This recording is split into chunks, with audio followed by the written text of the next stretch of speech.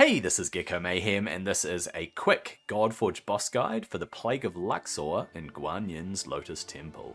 As with the other dungeon bosses, be cautious with divinity reduction. The boss's Mythic Spirit passive means it will gain stacks of Arcane Aegis, and the Mythic Tempo passive means that reducing turn meter will give the boss stacks of Temporal Aegis. Finally, the Mythic Resilience passive greatly reduces the effectiveness of Acid, Blaze, and Bleed debuffs and makes the boss immune to lock effects. This guide is based on the Beta 1 version of the fight, so some details may change, but the main mechanic here is that this boss places different damage over time debuffs according to affinity, then repeatedly activates those debuffs against you. Let's start with the boss's ultimate, Affliction of Aether. This is an AoE attack that places a different debuff on your heroes depending on their affinity. Cunning heroes receive Acid. This will break set bonuses, and be aware of the additional shield and barrier effect. Strength heroes receive Bleed. The damage from this can add up, and stacks can only be reduced with Mend. Wisdom heroes receive Blaze, which will cause damage to your whole team. And Eternal heroes receive Ether Burn, one of the nastier debuffs to receive during a boss fight. That means your team composition directly affects which debuffs you need to deal with. Think about which affinities you're bringing in.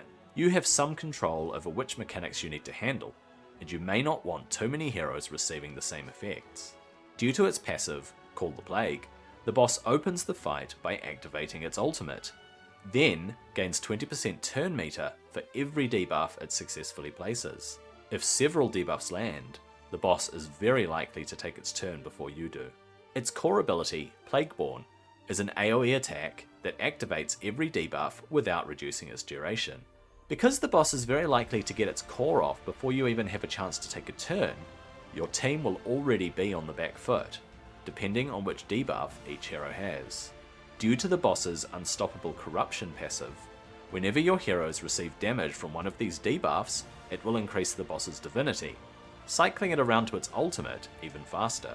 The boss's basic, Shared Corruption, places Vulnerable on your party before attacking, causing your heroes to take even more damage from debuff effects. A core strategy here is to cleanse as many debuffs as you can, as soon as you can. This will negate Vulnerable and prevent the boss's core from activating debuffs. Having high resistance is one approach. If you can shrug off the debuffs the boss tries to place, it means less incoming damage and less turn meter and divinity the boss will gain. However, because resistance may not stop every debuff from landing, or you may require high levels of resistance, cleansing is still going to be very important. If you bring any strength heroes, bring a hero who places Mend to reduce bleed stacks. For cunning heroes, who will receive Acid, don't rely too heavily on shields or barriers, and ensure you're ready to lose any set bonuses for its duration. For wisdom heroes who will receive Blaze, strong healing and mitigation will help to shrug off the party-wide damage.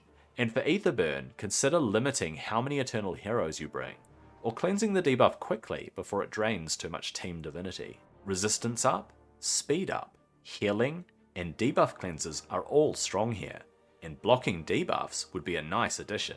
Speed down and faith down on the boss may help to limit its turns and ultimates, but your priority should be surviving and stabilizing after the opening gambit. In short, plan around your hero's affinities. If possible, resist as many initial debuffs as you can. Remove them as soon and as often as you can. Bring Mend if you have any strength heroes in the party. And make sure your team can survive the opening ultimate and the core ability that inevitably follows. There isn't one magical team makeup.